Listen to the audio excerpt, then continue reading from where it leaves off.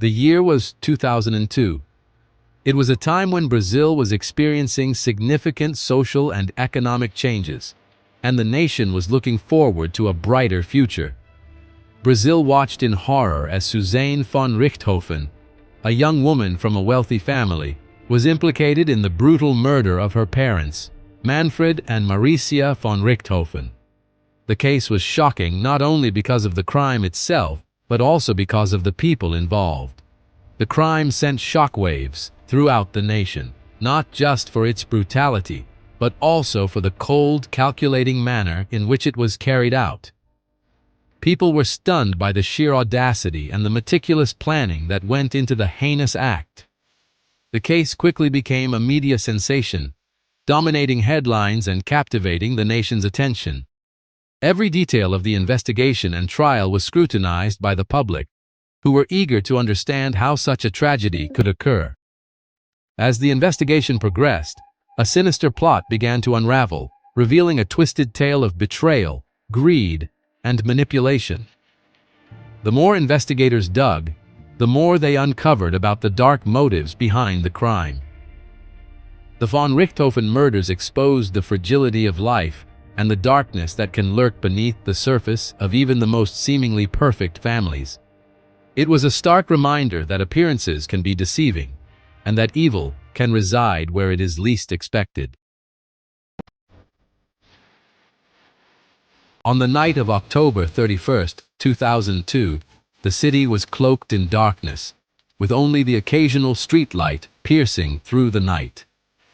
Manfred and Maricia von Richthofen were asleep in their beds, completely unaware of the impending doom that was about to shatter their peaceful night. The house was silent, with only the faint creaks of the old structure breaking the stillness, unaware of the horror that awaited them. Suzane, their own daughter, led her boyfriend, Daniel Cravinhos, and his brother Christian into the house under the cover of darkness. Armed with blunt objects, the brothers stealthily made their way to the master bedroom. Without a moment's hesitation, they bludgeoned the sleeping couple to death, their actions cold and calculated. Suzane had been plotting the murder for weeks, driven by a toxic mix of greed and a desperate desire for freedom from her parents' control. She stood to inherit a sizable fortune upon her parents' death, a fortune that she believed would grant her the freedom she so desperately craved. The Cravinhos brothers, driven by their own greed and loyalty to Daniel, played a crucial role in executing the plan, seeing it as an opportunity to gain wealth and favor. Together, they meticulously crafted a plan to stage a robbery gone wrong, hoping to mislead the authorities and cover their tracks.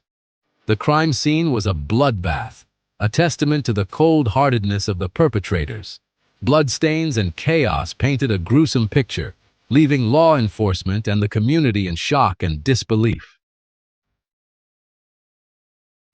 Initially, the crime scene seemed to suggest a robbery gone wrong. The house was in disarray, with valuables scattered and signs of forced entry. However, as the police delved deeper, they began to notice inconsistencies that didn't quite fit the profile of a typical burglary. Suzane, playing the role of the grieving daughter, told police she had been out with Daniel at the time of the murders. She appeared distraught and convincingly portrayed her sorrow, which initially diverted suspicion away from her. However, inconsistencies in her story and suspicious behavior soon aroused the suspicions of investigators. Her alibi had gaps, and her emotional responses seemed rehearsed. The detectives began to scrutinize her every move. The police, led by Detective Ricardo Nunes, meticulously pieced together the evidence. They reviewed hours of surveillance footage, re-interviewed witnesses, and analyzed forensic reports. Every detail was examined with a fine-tooth comb. The turning point came when the police discovered the murder weapon, a lead pipe, hidden in the Cravinhos brothers' possession. This crucial piece of evidence linked them directly to the crime scene and provided a breakthrough in the case. Confronted with this evidence, Daniel confessed to the murders, implicating Suzane as the mastermind. His confession detailed the planning and execution of the crime, revealing a chilling plot orchestrated by Suzane to eliminate her parents.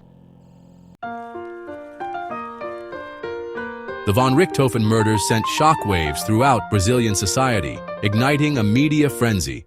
The case had all the ingredients of a sensationalized news story: wealth, privilege, betrayal, and cold-blooded murder. The trial was a media circus, with journalists and spectators packing the courtroom daily. The intense media scrutiny raised concerns about the potential for prejudice and the right to a fair trial. The von Richthofen murders became a subject of intense psychological and sociological scrutiny. Experts and laypeople alike grappled with what could drive a young woman to participate in the murder of her own parents. Some psychologists suggested Suzane might suffer from a personality disorder, while others pointed to the dynamics within the von Richthofen family. The case also sparked a debate about the role of class and privilege in shaping criminal behavior. Some argued that Suzane's privileged upbringing and sense of entitlement might have contributed to her actions.